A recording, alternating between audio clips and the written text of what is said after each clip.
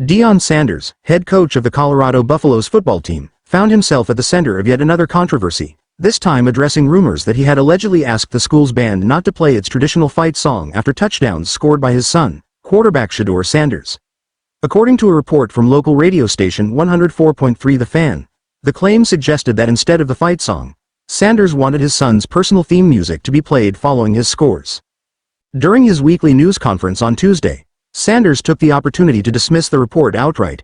He didn't mince words, calling the allegation idiotic and criticizing the spread of false narratives without proper verification. He urged the media to exercise more responsibility in their reporting, especially when stories could involve innocent parties like the university's band. Get the facts before you run with false narratives, Sanders said, clearly frustrated by the situation. The University of Colorado also came to Sanders' defense, releasing a statement debunking the claim.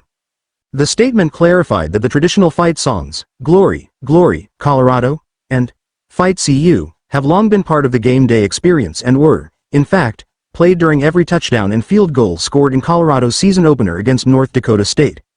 The school acknowledged that, like many other college football programs, short snippets of individual player music might be played briefly at certain moments, but this is in addition to, not instead of, the fight songs. Sanders, who has been a polarizing figure throughout his coaching career, is no stranger to controversy and public scrutiny. He admitted as much during the press conference, noting that he is used to these sorts of reports. However, his frustration mounted when he observed that this particular story dragged other parties, like the band, into the fray unnecessarily. Oftentimes in life, we believe the first thing we hear, which we shouldn't, Sanders said, offering a reminder to verify stories before accepting them as fact. He also reflected on the potential personal toll these false narratives can have. While Sanders emphasized that he prefers to avoid personal attacks, he did not shy away from warning that, given his large platform, he could easily retaliate if he wanted to. I have a huge platform.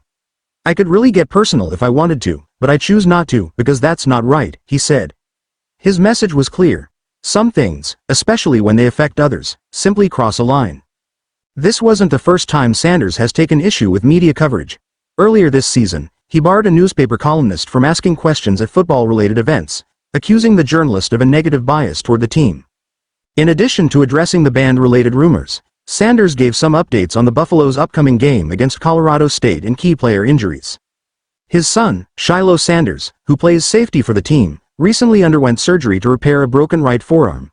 Although the timeline for Shedeur's return is uncertain, Sanders joked that his son was optimistic, despite being heavily medicated post-surgery, that he would be able to play this week. The coach estimated that Shedeur could return in 2 to 3 weeks.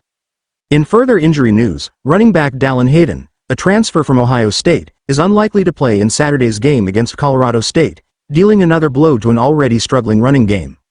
Addressing any lingering tension between him and Colorado State's head coach, Jay Norvell, Sanders was quick to diffuse any talk of bad blood. Colorado and Colorado State had a dramatic matchup last season, with the Buffaloes narrowly escaping with a 43-35 double overtime victory. Despite the emotions involved in last year's game, Sanders stressed that he doesn't judge people based on what they say in heated moments, adding that he had a pleasant interaction with Norvell's wife during a Big 12 meeting. As the press conference wound down, Sanders also touched on an incident reported by Colorado's Director of Player Personnel, Corey Phillips, who posted on social media about hearing a racial slur while the team exited the Nebraska game the previous Saturday. While not directly involved in the situation, Sanders acknowledged the report and expressed skepticism about dealing with racial incidents unless he witnesses them firsthand. I don't know anything about racist incidents, so I try to stay out of the race stuff. I don't like to play that card until I'm dealt that hand profoundly in front of others, he remarked. Before closing, Sanders offered a final piece of advice to reporters: validate everything before you run with it.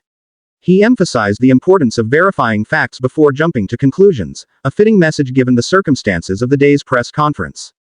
Though Sanders may have entered the session expecting to discuss the Buffaloes' 28-10 loss to Nebraska, it quickly turned into a conversation about misinformation, integrity, and the responsibility that comes with having a platform, both as a coach and as a journalist.